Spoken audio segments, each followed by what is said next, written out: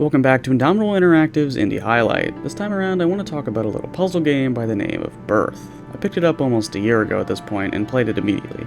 I beat it and quite enjoyed it, but I randomly came back to it to play again recently, so I figured I would talk about it briefly. And I do mean briefly, as this game is quite short. Birth is a small game made by a single developer, Madison Karrh, and took around 2 hours to beat. A game that spans only 1 or 2 sittings isn't a common purchase for me, but still an absolutely viable aspect for a game. The short experience actually sits in my memory longer. The details of the story or the style are not lost on me over time, unlike a game with a very long story. Now I will say that this game was a little bit on the expensive side. For $11, you're getting 2 hours of gameplay. I picked it up at 25% off, and I wasn't disappointed with what it delivered for that price, but I could understand seeing a problem with it. As for the actual game, well, it is much more relaxing than, say, our last highlight. The basic story is that you're lonely, so you decide to collect the necessary ingredients to create a friend. Did I mention this game was somewhat creepy? The art style of the game is what really stands out to me. I haven't really seen any other games that look like this. Not that they don't exist. The aesthetic choices, like everyone being skull creatures, and the main goal of the game being creating another living being out of scraps, makes for interesting visuals. The aesthetic is creepy while the hand-drawn art is cute. They mix very well in my opinion. Beyond that, the little details added in are unique and a nice touch from a one-person dev team.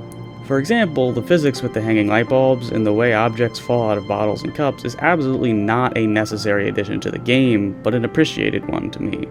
As I mentioned, this is a puzzle game. The puzzles are not overwhelmingly difficult by any means, but enough of them are hard enough that the game isn't a total breeze either. The difficulty is at a level where I think the average player will have a moment of confusion figuring out at least a couple of puzzles.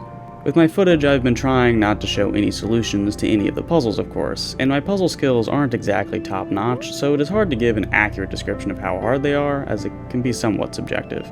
Most of the areas in the game follow a fairly simple formula. A room with various interactable objects, which you can click on to access a puzzle of some kind. Generally, something in the room needs a collection of items before revealing a bone or organ to you. Each puzzle gives you one of these items, while a few more can be found hidden around, whether it be in a jar in the background of a scene or in something interactive where you need to clear a bunch of stuff out of the way. Once you collect all of these items and put them in their place, it rewards you with a bone or organ for your friend-making process. The game strikes a good balance between the different kinds of puzzles, whether they be logic puzzles, the kind you need a clue for, or the simple clear away things to reveal an item. The correct balance is found well enough to keep me on my toes despite the otherwise somewhat repetitive formula for each area.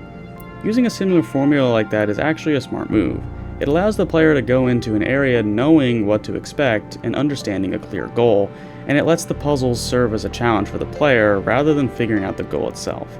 It is an interesting way of doing it, and each area is like a puzzle on its own with sub-puzzles.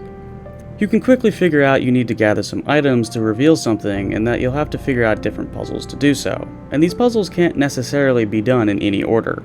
For example, some puzzles require an item that you attain by doing another puzzle in the same area or by finding a clue.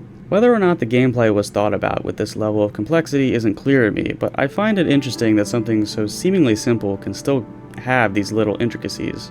Although I do describe it as a repetitive formula, it does not get tiring in my opinion. This is probably just because the game is not long enough for the repetition to really start getting annoying, but I also think the formula works to the game's advantage. I've wanted to make a puzzle game for some time, but I've never found an idea good enough.